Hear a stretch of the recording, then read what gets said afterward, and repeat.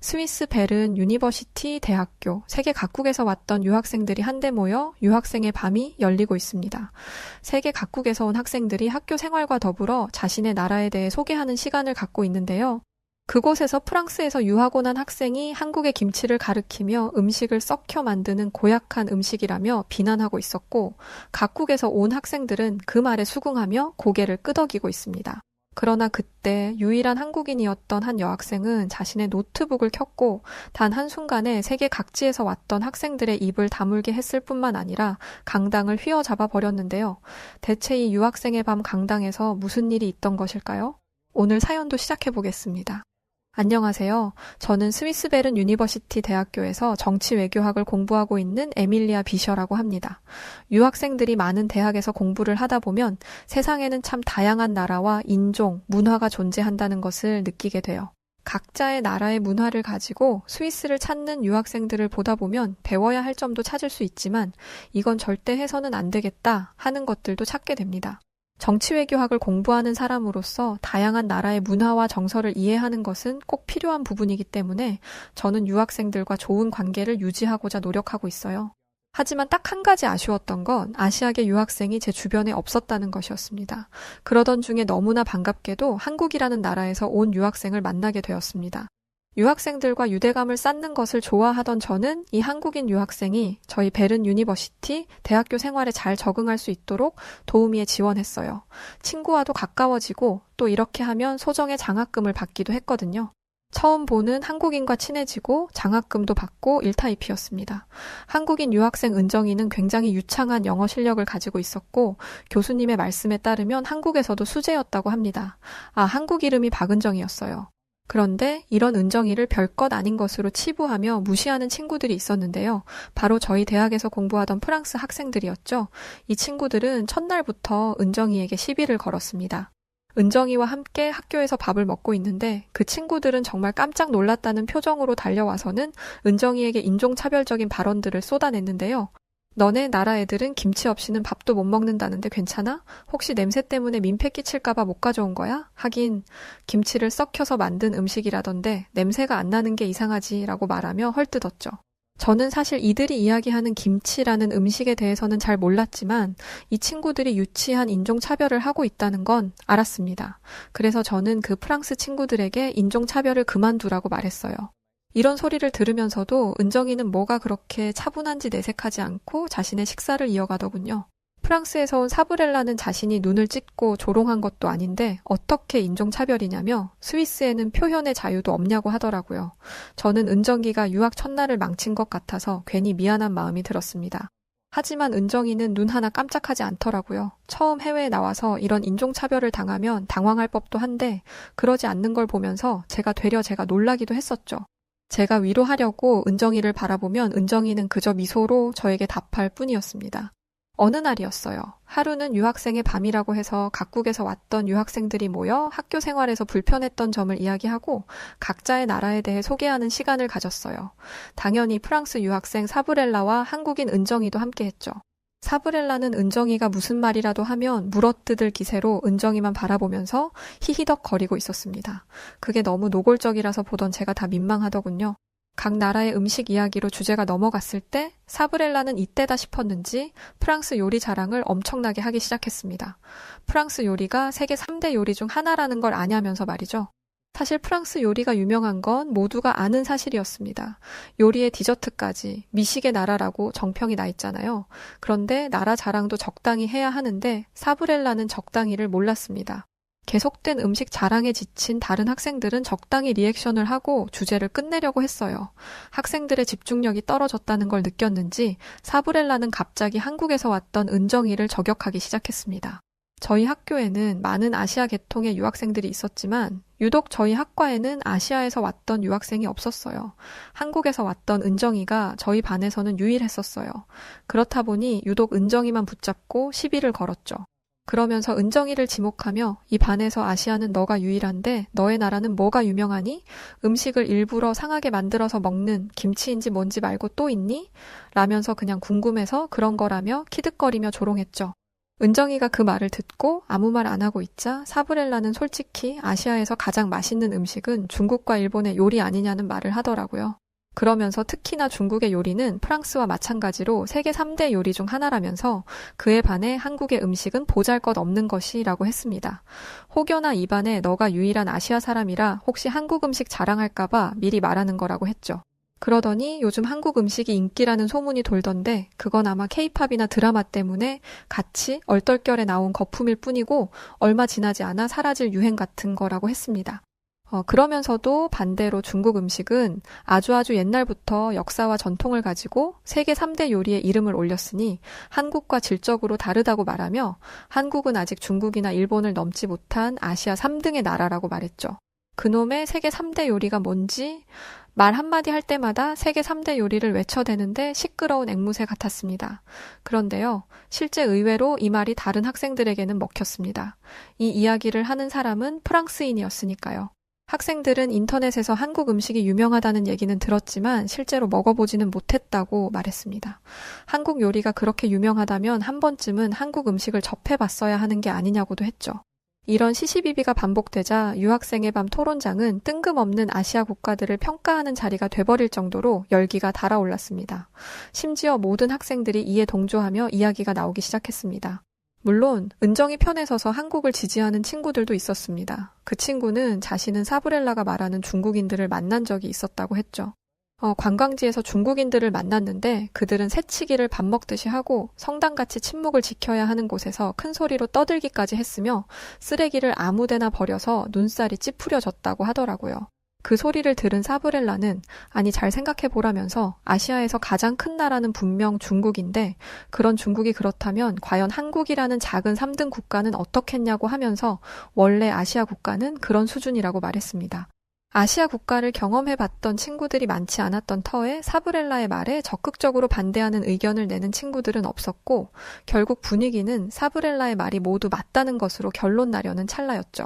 그때 그동안 조용히 이야기를 듣고 있던 은정이가 자신의 노트북을 가지고 나가서는 강당에 설치되어 있던 빔 프로젝트에 연결하더니 어떤 영상을 틀기 시작했던 것이었어요. 영상에는 프랑스 TF 방송에서 진행되었던 한국 요리에 대한 프랑스 현지 미쉐린급 요리사들이 평가하는 영상이 담겨 있었고 한국의 요리를 먹었던 프랑스 셰프들은 입을 다물지 못하며 최고를 연신 내뱉고 있었죠.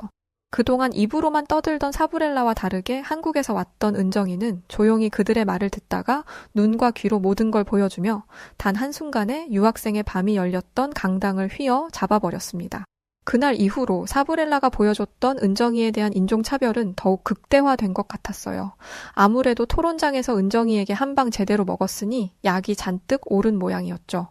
시간이 조금 더 흐르고 저희 학과에서는 유학생의 밤 2탄이 진행되었는데요. 지난 시간에 각국의 나라에서 온 학생들이 저마다 자신들의 국가를 소개하고 자신을 소개하는 자리였다면 이번에는 여행이었습니다. 숙소에 들어가기 전 마트에서 식재료를 사기로 하고 다 같이 마트로 들어갔었어요. 하지만 이 마트에서 정말 뜻밖의 놀라운 장면을 목격하는 사건이 일어나고야 말게 되었죠. 열심히 먹을 것을 고르고 있는데 어디선가 시끌벅적한 소리가 들렸습니다. 마치 싸우는 것 같은 소리에 저희는 소리의 근원지를 찾아갔어요. 알고 보니 카운터에서 한 할머니와 직원들이 언쟁 중이더라고요. 사실 말이 언쟁이지 할머니가 일방적으로 직원들에게 추궁을 당하는 상황이었습니다. 옆에 있는 사람에게 지금 대체 무슨 상황인가요? 하고 물어봤는데요. 글쎄 할머니가 빵을 사려는데 돈이 모자랐다고 하더군요. 돈이 모자라면 물건을 못 사는 건 당연한 건데 이야기를 가만히 듣다 보니 좀 안타까운 상황이더라고요. 돈이 부족했던 할머니는 직원들에게 손주에게 줄 빵을 사고 싶었을 뿐이라고 하소연하고 있던 것이었죠. 할머니의 행색을 보니 사정이 좋아 보이지 않더라고요. 할머니는 자신이 가지고 있던 꾸깃꾸깃한 지폐 한 장과 동전들을 내밀고는 돈에 맞춰서 빵을 조금 잘라갈 수 없냐고 물으시고 계셨습니다. 직원들은 절대 안 된다고 하면서 거절했죠.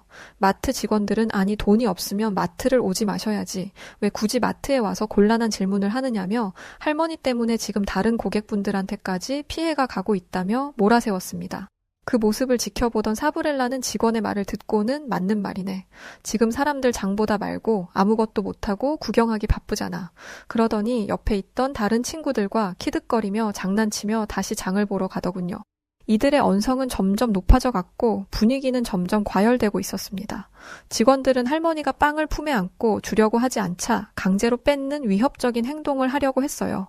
그런데 그때였습니다. 누군가가 싸움의 한가운데로 걸어 들어갔고 그건 바로 한국에서 왔던 은정이었어요. 저는 너무 깜짝 놀랐죠. 저는 큰 사단이 날까봐 뛰어들어가 은정이를 붙잡고 너가 저기 끼어들어서 뭘 할 수 있겠냐면서 은정이를 데리고 나오려고 했습니다. 가장 목소리가 크던 직원 중 한 명의 덩치가 아주 컸거든요.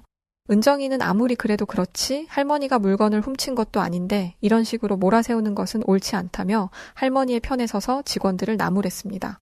덩치 있는 직원은 아시아에서 온 호리호리한 여성인 은정이의 말을 듣고는 할머니의 앞을 가로막은 은정이를 옆으로 밀어내더라고요. 은정이는 밀리지 않으려고 했고 그런 직원은 당황해하며 더 힘을 줘 은정이를 밀어내며 왜 상관없는 당신이 끼어들어서 난리냐며 가라고 했습니다. 직원이 힘을 써 은정이를 밀어내려고 하자 은정이는 직원을 슬쩍 피했고 직원은 자신의 힘을 주체 못하고 앞으로 꼬꾸라졌죠. 그러더니 할머니에게 다가가 할머님의 손을 잡고 그 자리를 떠났습니다. 할머님과 마트 밖에서 무슨 대화를 나누더니 실갱이에 다 부셔진 빵을 한 손에 들고 다시 와서는 다른 깨끗한 빵과 음료 등을 잔뜩 싸서 카운터에서 계산하는 모습을 보였죠. 그 모습을 지켜보던 저는 은정이가 이렇게 과감하고 터프한 아이였는지 정말 몰랐습니다. 늘 학교에서도 조용하고 자신의 할 일만 묵묵히 하던 친구여서 그저 조용한 새침대기 여자아이인 줄만 알았었거든요. 다른 친구들도 은정이의 다른 모습에 모두 놀랐는지 입을 다물지 못하고 있었어요. 은정이는 깨끗한 빵과 음료, 그리고 다른 한 손에 부셔진 빵 봉지를 들고 다시 할머님에게 다가갔습니다. 그러면서 이렇게 말했죠. 할머님 괜찮으세요? 이거 받으세요. 그리고 이 빵하고 음료 가지고 가셔서 손주랑 맛있게 나눠 드세요. 라면서 할머니를 추스려 주었습니다. 그리고는 부셔진 건 제가 먹을게요. 라고 하더군요. 할머님은 은정이에게 연신 정말 고맙다면서 사실 오늘이 손자의 생일인데 변변찮은 케이크 하나 해줄 돈이 없었다며 이 은혜를 어떻게 갚냐며 눈물을 보이셨습니다. 근데 그 말을 들은 은정이는 손자 생일이었다는 말을 듣곤 살짝 놀라면서 다시 마트에 들어가서 케이크와 과자, 음료수를 바리바리 사들고 나왔습니다. 할머니는 이렇게까지 받을 수는 없다며 거절하려 하셨지만 오히려 은정이가 받아달라고 부탁하는 탓에 거듭 감사 인사를 하시며 집으로 돌아가셨어요. 초면에 이름도 모르는 생판남을 이렇게 도와줄 수 있다는 것에 적잖이 충격을 받은 저는 이때부터 은정이가 더욱 달라 보이기 시작했습니다. 저도 은정이처럼 행동해보고 싶다는 생각이 들더라고요. 이건 저뿐만이 아니었어요. 이전에 있던 유학생의 밤에서 한국도 민폐짓을 하던 중국과 다를 거 없을 거라던 학생도 자신의 생각이 틀렸을 수도 있겠다고 말할 정도였죠. 저는 은정이에게 다가가서 아니 마트 직원이 덩치도 크고 무섭게 생겼던데 무섭지도 않았어? 큰 봉변이라도 당하면 어쩌려고 그렇게 무턱대고 나섰어? 라고 물어봤었는데요. 은정이가 갑자기 제 손을 잡더라고요. 은정이가 저의 손을 잡았을 때 저는 정말 온몸에 소름이 돋고 갑자기 밀려오는 부끄러움에 몸둘바를 몰랐습니다. 왜냐하면 저에게 기댔던 은정이는 온몸이 사시나무 떨듯 떨고 있었기 때문이었어요. 왜 그래 괜찮아? 바들바들 떨고 있던 은정이는 저에게 이런 말을 하더라고요. 정말 너무너무 무서웠다고 말이죠. 그러면서도 할머니 손자가 케이크를 받을 수 있게 돼서 정말 다행이라며 나지막하게 말하더군요. 은정이는 그때의 상황이 몸이 떨릴 만큼 두려웠지만 그 두려움조차 물리치고 할머니를 위해 기꺼이 나선 것이었어요. 그래서 저 스스로에게 너무너무 부끄러웠습니다. 또한 그런 은정이의 행동에 감동했었어요. 은정이의 이런 모습에 저를 포함한 다수의 많은 학생들이 은정이에 대해 다시 보게 되었죠. 이 일이 있고 난 뒤 은정이는 친구들 사이에서 완벽한 영웅이 되었고 은정이를 좋아하는 남학생들도 우후죽순 늘어났죠. 그 일이 있고 다음 날 저희는 숙소 뒤쪽에 있는 곳으로 트레킹을 떠났습니다. 그러던 중 한 친구가 발을 삐끗하면서 발목을 다쳤어요. 심하게 다쳤는지 그대로 주저앉아 고통을 호소하길래 곧장 응급실로 향했습니다. 그런데 발목을 다친 친구는 병원으로 가는 내내 병원비 걱정뿐이었어요. 스위스의 물가는 정말 살벌한데 병원비는 더 살벌하거든요. 게다가 스위스 국민도 아니고 유학생이었으니 걱정되는 게 당연합니다. 하지만 병원에 가는 동안 친구의 발목은 실시간으로 부어오르고 있었고 아무리 병원비가 아까워도 치료를 미룰 수는 없다고 생각했어요. 발목을 다친 친구는 병원에 가서 엑스레이를 찍고 의사와 5분 동안 상담했습니다. 의사가 더 정밀한 검사와 치료를 받는 게 어떻겠냐 말했지만 너무 놀랍게도 발목을 다친 친구는 얼음찜질과 보호대를 하는 것으로 만족하기로 했습니다. 이 친구는 영국에서 온 친구였는데 집안 사정이 넉넉하지 않았다고 합니다. 이렇게만 했는데도 병원비가 한국 돈으로 210만 원이 나왔으니 뭘 더 할 수 있는 게 없었죠. 아주 다행히도 얼음찜질을 하면서 푹 쉬니 붓기가 가라앉더라고요. 물론 친구는 여행 내내 아무것도 못하고 숙소에 있어야 했지만요. 게다가 여행 이후에도 한 달 동안 제대로 걷지 못해 고생했습니다. 발을 세게 구르기라도 하면 발바닥을 통해 통증이 다리 전체부터 허리까지 타고 올라오는 바람에 걸음걸이도 현저히 느려졌습니다. 시간이 흘러 학기가 끝났고 저희는 여름방학 계획을 세우고 있었어요. 은정이와 함께 국내 여행을 좀 해볼까 했는데 한국에서 머물 예정이라고 하더라고요. 그래서 은정이에게 함께 한국에 가도 되겠냐고 물어보았습니다. 그러자 다른 친구들이 더 와서는 자기들도 데려가라고 하더라고요. 은정이가 학교 학생들 사이에서 엄청난 인기를 가지고 있었기 때문인지 모두가 은정이와 함께 시간을 보내고 싶어 했기 때문입니다. 은정이는 흔쾌히 저희들의 부탁을 들어주었습니다. 그렇게 신나게 여행 계획을 짜고 있는데 다리를 다쳤던 영국 친구 올리브가 자기도 한국으로 갈 때 같이 가면 안 되냐고 하더군요. 솔직히 저는 올리브와 함께 가고 싶지 않았습니다. 조금 미안한 말이지만 다리 다쳐서 걷는 것도 힘들어하는 사람과 어떻게 여행을 할 수가 있겠어요. 여행을 가면 많이 걸어야 할 테고 액티비티 한 것들도 많이 하게 될 텐데 어떻게 함께 다닐 수 있냔 말이죠. 하지만 한국에 가게 된 것도 은정이 덕분이었다 보니 은정이의 의사가 중요하다고 생각했습니다. 은정이는 고민하는 듯 보였어요. 역시 아무리 이타적이고 사람 돕는 걸 좋아하는 은정이라도 이건 좀 힘든 고민이었겠죠. 올리브도 이걸 알았는지 절대 폐를 끼치지 않을 거고 혹시 아파서 힘들다면 가만히 숙소에 있을 테니 자신도 꼭 데려가 달라고 부탁했습니다. 알고 보니 올리브는 한국 가수들에게 관심이 많더라고요. 그러다 보니 한국에 대한 동경심도 커졌을 테고 그래서 한국에 가고 싶어 하는 것이었습니다. 잠시 고민하던 은정이는 아주 잠깐이지만 올리브의 다리를 보았습니다. 그래서 당연히 거절할 줄 알았어요. 그런데 은정이는 올리브에게 함께 가자고 말하며 비행기 스케줄을 알려주었습니다. 아니 대체 왜? 저는 은정이의 결정을 이해할 수 없었어요. 굳이 저 친구와 다니면서 불편함을 감수할 이유는 없잖아요. 하지만 은정이가 그 불편함을 감수하고 한국에 가기로 한 이유는 한국에 도착한 지 얼마 되지 않아서 바로 알 수 있었습니다. 은정이와 올리브는 자기들끼리 무언가를 계획하는 듯 했습니다. 그리고는 한국에 도착하자마자 자신들은 병원에 간다고 하더라고요. 여행을 와서는 갑자기 웬 병원? 저는 비행을 하면서 두 사람의 몸에 문제라도 생긴 줄 알았습니다. 제가 걱정스럽게 물으니 은정이는 올리브와 함께 정형외과를 간다고 했어요. 이유는 바로 올리브의 다리 때문이었죠. 저를 비롯한 친구들은 깜짝 놀랄 수밖에 없었죠. 아니, 스위스에서도 비싸서 못 간 병원을 한국에 와서 간다는 게 말이 되나요? 물론 전 세계에서 물가가 비싸기로 유명한 스위스보다야 한국이 더 낫기는 하겠지만은 아무리 그래도 병원비는 거기서 거기잖아요. 그리고 지금 우리가 눈앞에서 마주하고 있는 한국은 우리 스위스보다 훨씬 더 현대적이었고 선진국과 같은 위용을 뽐내고 있었으니 한국도 굉장히 비쌀 텐데 말이었죠. 스위스에서 돈 없어 병원 치료를 포기했던 올리브가 이번에도 병원에 가지 않을 거라고 생각했습니다. 그런데 올리브는 덤덤했어요. 저는 은정이가 엄청난 부자라서 올리브의 병원비를 대신 내주기라도 하는 건가 싶었습니다. 저희가 혼란에 빠진 걸 본 은정이는 한국의 병원비는 의료보험이 잘 되어 있는 덕에 저렴하다며 걱정하지 않고 가도 된다고 했어요. 올리브와는 이미 이야기가 됐다면서요. 저희는 그 말을 믿을 수가 없었습니다. 여기까지 와서 흩어지는 건 조금 그래서 친구들 다 같이 은정이를 따라서 올리브의 치료부터 하고 움직이는 것으로 하고는 같이 이동하기로 했습니다. 실제로 제 눈으로 직접 확인하고 싶었던 것도 있었고요. 은정이는 자신의 삼촌께서 운영하고 있다는 정형외과로 향했습니다.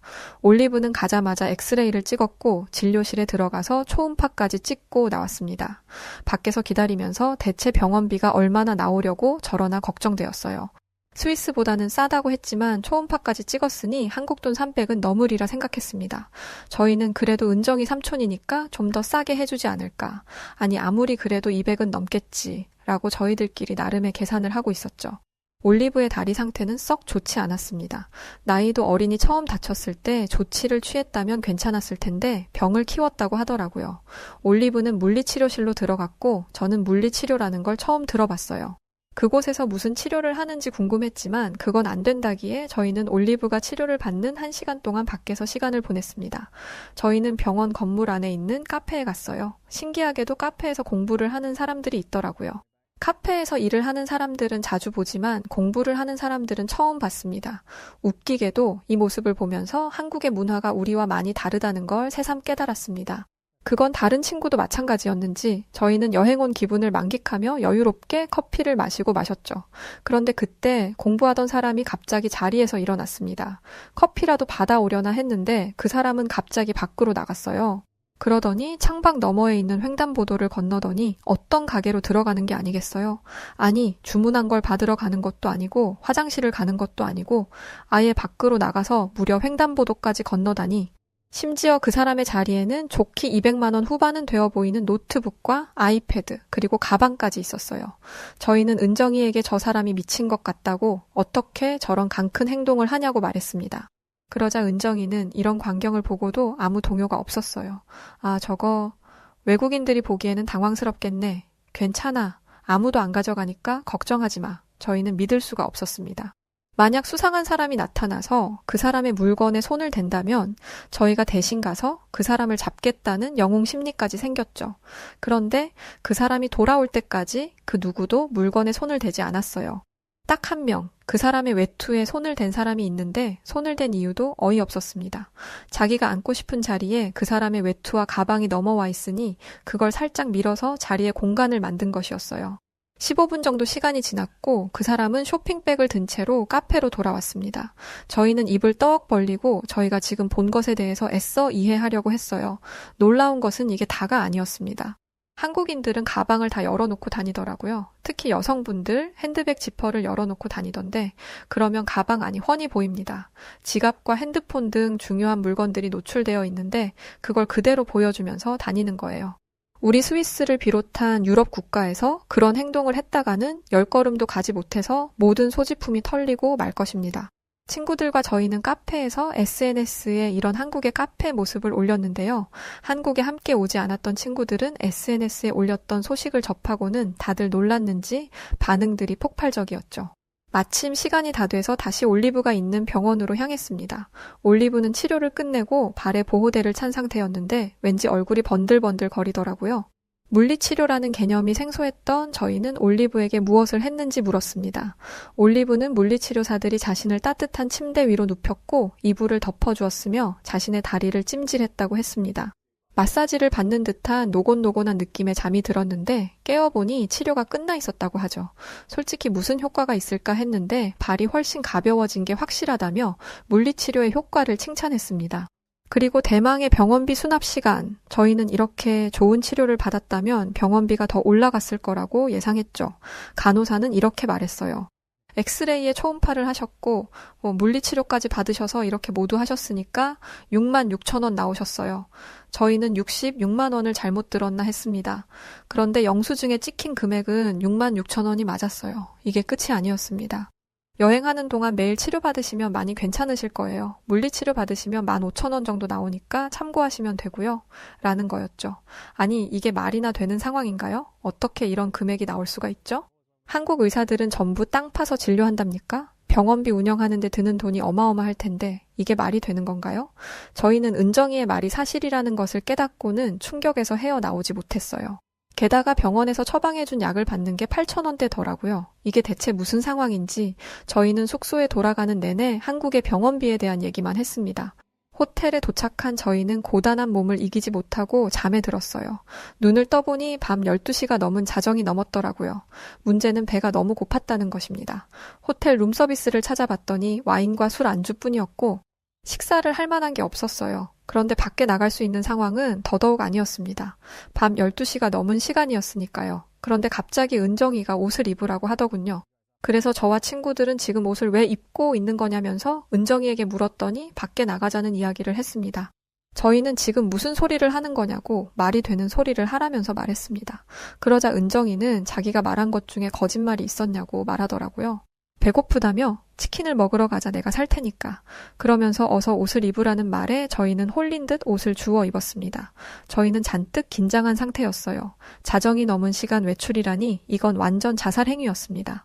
그런데 고작 5분 걸었던 저희는 눈앞에 펼쳐진 광경에 입을 다물 수 없었어요. 그곳에서 긴장한 채 몸을 웅크린 사람은 저희뿐이었습니다. 가게에는 아직도 불이 켜져 있었고 사람들은 거리에 나와서 편안하게 대화를 하고 있었어요. 저희는 그런 모습들을 신기해하며 치킨집으로 들어갔습니다.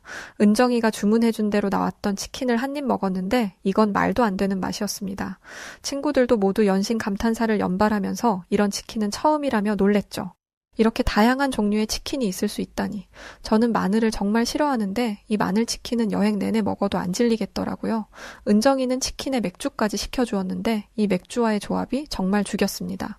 치킨 한 입에 맥주 한 모금을 마시니 피로가 싹 풀리면서 그렇게 맛있을 수가 없더라고요. 저희는 저희가 먹고 있는 음식과 거리의 분위기를 영상으로 찍어 SNS에 업로드했고 다른 친구들에게도 공유했습니다. 그러자 댓글에 난리가 났어요. 이게 한국 맞냐? 지금 당장 한국으로 가는 비행기 표를 끊을 테니 그런 줄 알라는 재미있는 댓글들도 넘쳐났습니다. 배가 터지도록 식사를 하고 나온 저희는 당연히 숙소로 돌아갈 줄 알았습니다. 그런데 은정이는 이대로 들어가서 자면 살찔걸? 이라면서 산책하며 좀 걷고 들어가자며 자신을 따라오라고 했어요. 물론 저희는 은정이에 대한 신뢰가 있었지만 타국에서의 새벽 산책은 좀 아니지 않나 싶었습니다. 치킨을 먹은 데야 번화가니까 그렇다 쳐도 산책을 하려면 한적한 곳에 가야 하잖아요. 아무리 치안이 좋은 한국이라 하더라도 이건 좀 아니라고 생각했습니다. 이건 저뿐만이 아니라 다른 친구들의 생각도 마찬가지였죠. 유럽에서 새벽 산책? 그것도 여성들이 모여서? 아주 뭔 사단이 나도 제대로 날 테니까요. 그런데 얼마 안 있어서 저희 모두는 한국의 새벽 밤을 즐기는 사람들의 모습을 보면서 이럴 수가 없다면서 정말 크게 놀랐었는데요. 은정이와 함께 간 한강에는 저희 외에도 산책을 하는 사람이 수십 명은 있었어요. 심지어는 돗자리를 깔고 누워있는 사람도 있더라고요. 그 사이를 거쳐 지나가는데 심지어 어떤 분은 돗자리 위에서 깊은 잠에 드셨는지 코까지 드르렁거리며 아주 집 안방에서 자는 것처럼 잠을 주무시고 계셨죠. 대체 이게 무슨 광경이지 싶었습니다. 시계를 보니 분명 새벽 2시가 다 되어 가던 시간이었는데 말이죠. 다른 나라였다면 자정이 넘은 시간에 산책을 나오지 않았을 뿐더러 잔디밭에 누워있는 사람을 경계부터 했을 거예요. 위험한 노숙자일 수도 있으니까요. 그런데 한강 주변은 위험한 것 하나 없이 안전했습니다.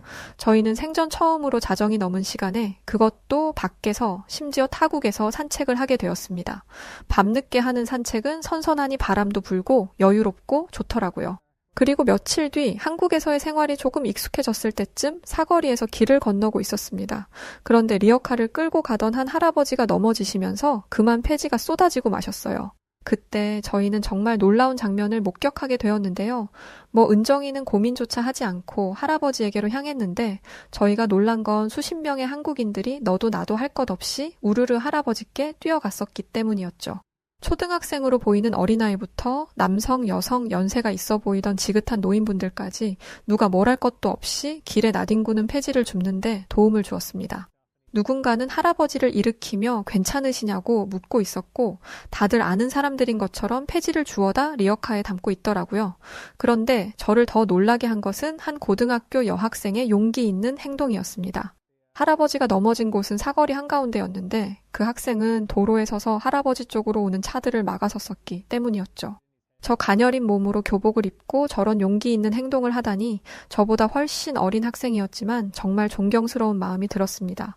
과연 나도 저렇게 할 수 있을까라고 생각해보니 그러기 어렵겠다는 결론을 내리게 되었어요. 그 학생의 모습을 보는데 스위스에서 보았던 은정이의 모습이 보였습니다. 불의를 참지 않고 약자를 돕던 그 모습이요. 한국에서는 저에게 수많은 놀라움을 안겨주었지만 저를 가장 놀라게 했던 것은 한국인들의 인성과 시민의식이었네요. 누군가에게 선뜻 도움의 손길을 내미는 게 얼마나 어려운지를 알기 때문에 저는 한국인들을 더더욱 존경하게 되었습니다. 영웅은 먼 곳에 있지 않더라고요. 스위스로 돌아갈 때 올리브는 놀라울 정도로 다리가 좋아졌습니다. 이젠 가볍게 뛰는 것도 괜찮다고 하더라고요. 그제야 알게 된 건데 올리브가 한국에 가고 싶다고 했을 때 은정이가 올리브의 다리를 본 건 이 기회에 올리브의 다리를 치료할 수 있을 거라고 생각했기 때문이래요. 올리브가 계속 통증을 호소하는 걸 보면서 마음이 아팠다고 하더라고요. 한국에 가면 치료할 수 있을 텐데 라는 생각을 늘 하고 있었는데 이렇게 도움이 되어서 참 다행이라고 합니다. 주변 사람을 잘 챙기는 은정이를 보면서 많은 것을 느끼고 있어요. 한국에서 왔던 은정이의 존재로 정말 많은 일들을 보고 겪고 느끼게 되었던 것 같아요. 실제로 만난 한국에서의 경험 역시 잊지 못할 기억이 되었습니다. 아, 은정이에게 인종차별하던 사브렐라는 어떻게 되었냐고요? 그 친구는 저희가 한국에 있던 기간에 학교의 다른 학과 동양인들을 인종차별했다가 발각돼서 학교에서 징계 처분을 받았습니다. 뭐 제 벌은 남 못 준다고 어차피 그렇게 될 줄 저희는 이미 짐작했습니다. 여하튼 은정이가 지금 저의 베프라는 것이 너무 좋고 행복합니다. 저도 은정이의 강할 때는 강하고 약할 때는 약한 이런 모습을 배워서 그 따뜻함을 전하는 사람이 되고자 노력해 보려고 합니다. 자, 오늘 사연은 여기까지인데요. 우리 한국인 여학생이 스위스 베른 유니버시티 대학에서도 아주 유명했다더라고요. 여하튼 오늘은 은정 씨를 만나 한국과 인연을 가졌던 에밀리아 비셔 씨의 에피소드를 담은 사연이었습니다. 사연 어떠셨나요? 재밌게 들으셨다면 구독과 좋아요, 알림 설정 부탁드리고요. 그럼 지금까지 다양한 해외 사연들을 전달해드리는 여우튜브 송은지였습니다. 아, 그리고 저희 회사에 새로운 성우님께서 합류하시게 되었어요. 실제로 지금 아나운서이시기도 한데요. 아마 다음 주부터 그분의 목소리를 들으실 수 있을 것 같아요. 짧게 소식 드리고 그럼 더 좋은 영상으로 찾아뵐게요. 고맙습니다.